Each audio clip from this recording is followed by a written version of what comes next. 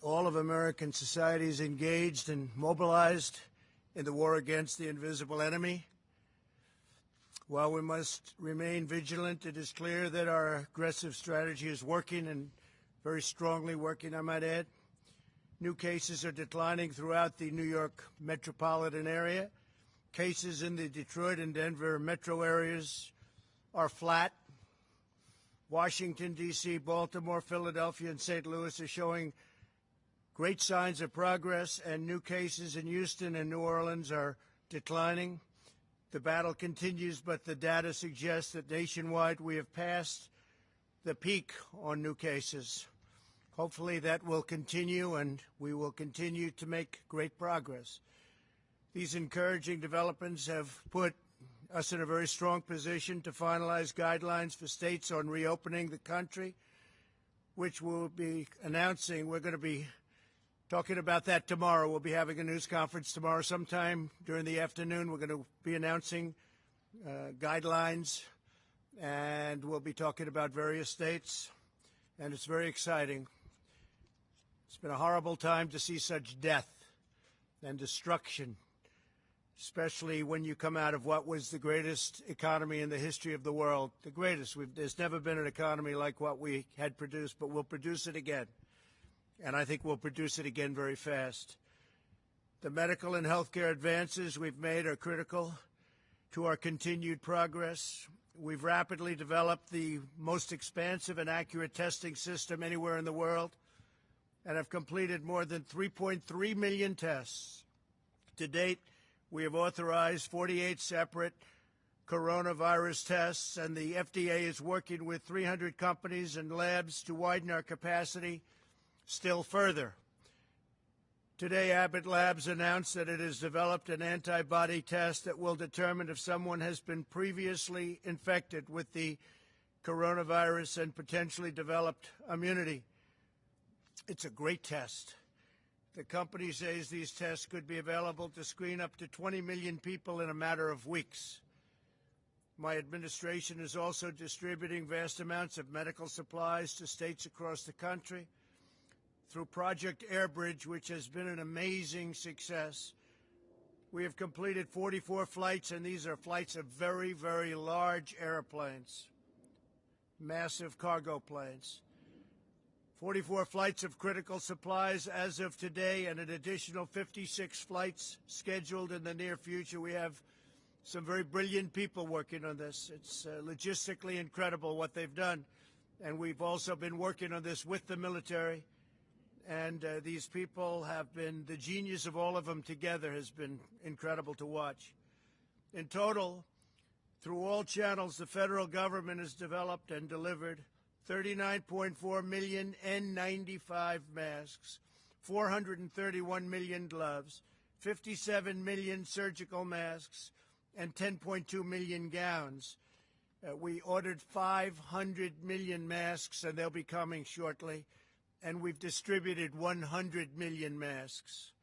Following our use of the Defense Production Act, GM announced that its first ventilator has come off the assembly line in Kokomo, Indiana. Great place. They did it in 11 days from start to finish, a remarkable testament to the ingenuity of the American worker. GM will ship over 600 ventilators this month alone, with thousands more to come, and we have other companies doing something similar. And I think they said that there's a brief clip that we have of General Motors sent to us by General Motors, and I think they might be wanting to play that for your benefit. Please.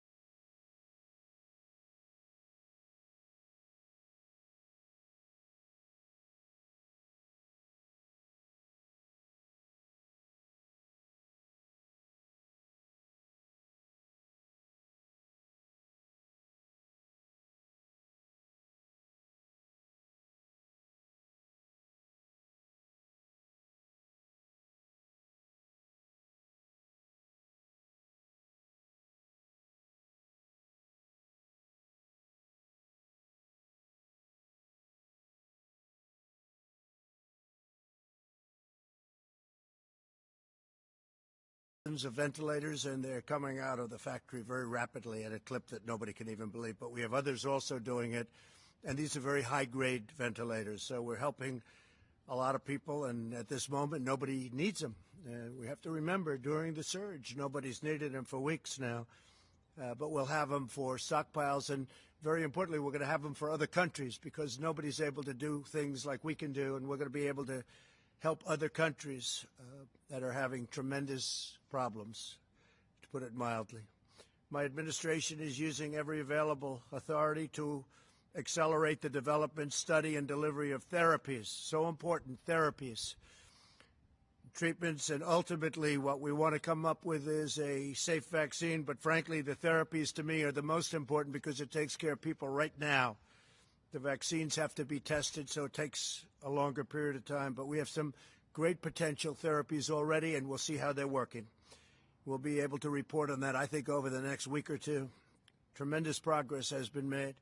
At least 35 clinical trials of promising therapies are now underway. So 35 different genius companies. If you look at AIDS, if you look at Ebola, if you look at so many things, they've come up with the answers to so many things. You wouldn't have believed it, and we're very honored to be working with them. They include antivirals and also, and they something which is incredible, keeps the virus from multiplying, a mechanism that keeps the virus from multiplying, immune therapies that prevent the immune system from overreaching to the virus, and convalescent plasma treatments that use antibodies from the blood of recovered patients. So we have a lot of patients who recover, and they're so happy to have recovered that the first thing they do is say, we want to give our blood, and they do that. It's incredible. We have thousands of people that are doing that. They recover. They feel they have an obligation because they've gotten such great care. And a lot of them didn't think they were going to make it. As the entire U.S. government works to combat the global pandemic, it is absolutely essential that the key positions at relevant federal agencies are fully staffed, and we're not allowing that to take place through our Congress. They're just not giving it to us. We have many, many positions that are unstaffed because we can't get the approvals. The Democrats are holding us up. We cannot get approval. We've gotten judges because we go through the process. I guess we're up to 448 federal judges, and that we've gotten because we focus on it. We take the maximum time because no matter who the judge is, they take vast numbers of days and hours to approve, and leaves no time left for others. Very unfair system. If a judge is going to be approved in 1 hour in one session, it doesn't matter. They'll take the maximum number of hours and days. You're talking about days to get one judge approved. And we're close to 250 judges, but because of the way they're doing it, there's no time for anybody else. And many of these people have been waiting for 2.5 years. We have a couple that have been waiting for longer than that. There are currently 129 nominees stuck in the Senate because of partisan obstruction. Many are nominated for vacancies that must be filled to assist with the coronavirus crisis and the resulting economic challenges. And I've read over the couple of years, well, I didn't fill positions. I don't fill positions. In some cases, we don't need the position, and I'm all for that. But in many cases, you do, but we can't get them approved by the Democrats. They won't release them. The positions include the Director of National Intelligence, 2 members of the Federal Reserve Board of Governors, the Assistant Secretary of Treasury for Financial Markets of the United States, and the Undersecretary of Agriculture responsible for administering food security programs. And Sonny Perdue, who's going to be speaking today, is saying, please, can I have this man, can I have this particular person approved as soon as possible? He's been telling me that for a long time, and the Democrats won't allow it to happen. Again, every single judge, every nominee we have goes through maximum, or at least they go through a long process. So it takes days and days, and there's no time left, and it's just a concerted effort to make life difficult. An example is Michael Pack.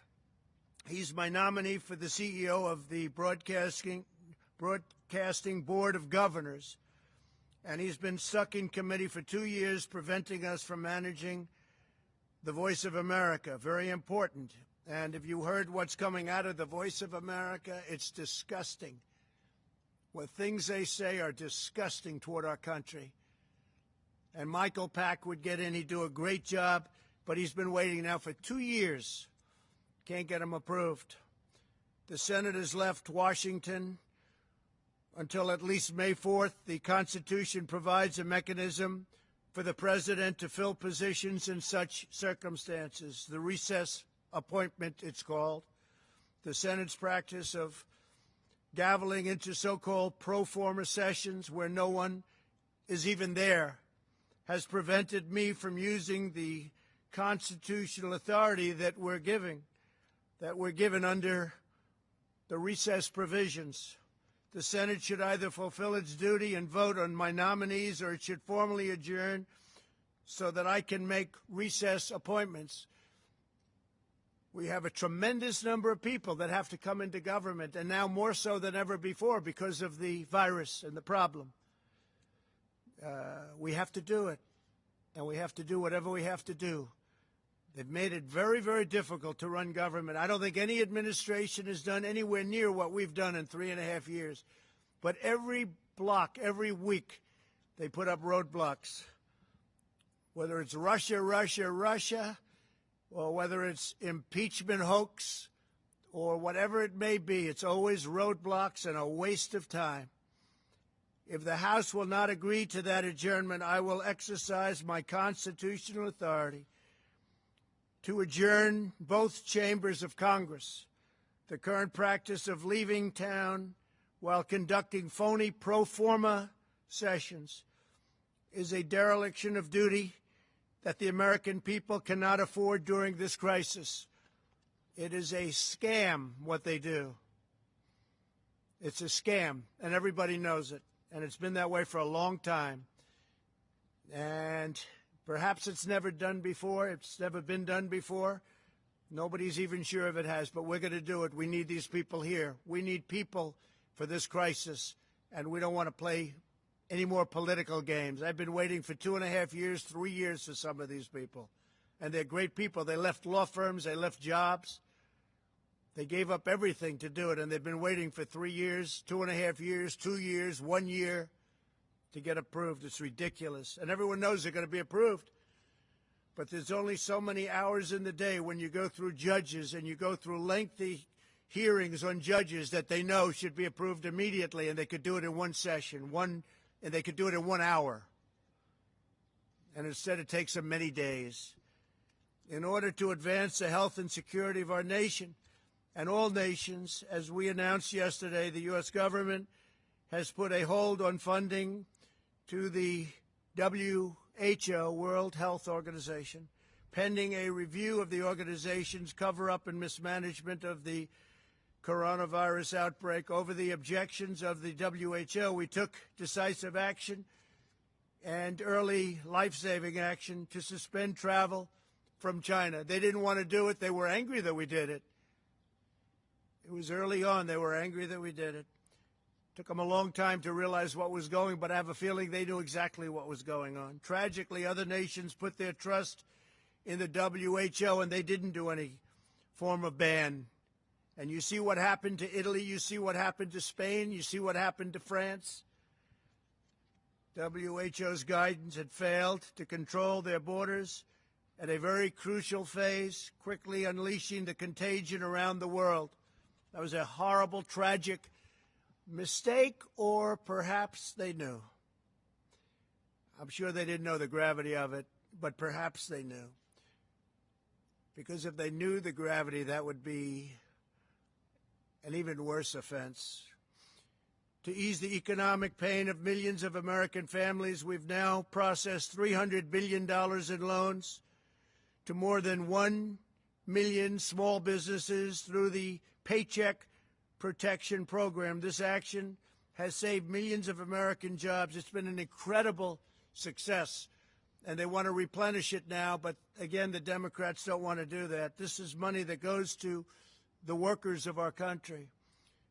Phase 1 was $350 billion, and now phase two, we want to do $250 billion. This goes to workers, and it goes to small businesses, so we can save all the small businesses around our nation. Mike McFarland from Nebraska recently said this historic relief has been a godsend for his small factory and the 136 Americans who work there. Save those jobs.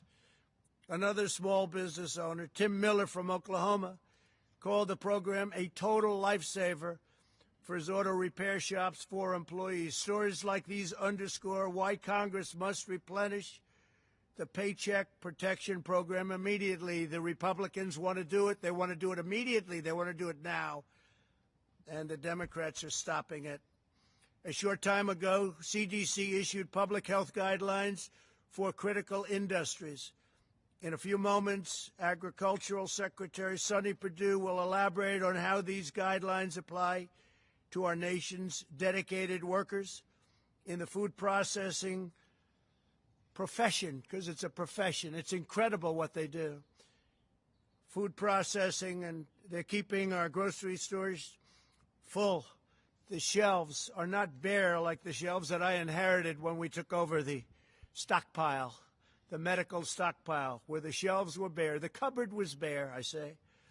Tomorrow I'll also be leading a call with elected officials who will consult with my administration as we work to restore our economy to full speed. And we really think with all of the stimulus and all of the pent-up demand, we're going to have an economy that really comes back quickly, and would like to see it more than match what we had before. What we had before was a miracle, and we think this is going to be even more than a miracle. We're going to do it because we have the greatest people in the world. We'll also be speaking to America's governors tomorrow, and then we'll be announcing exactly what's happening. You already know we'll be opening up states, some states much sooner than others.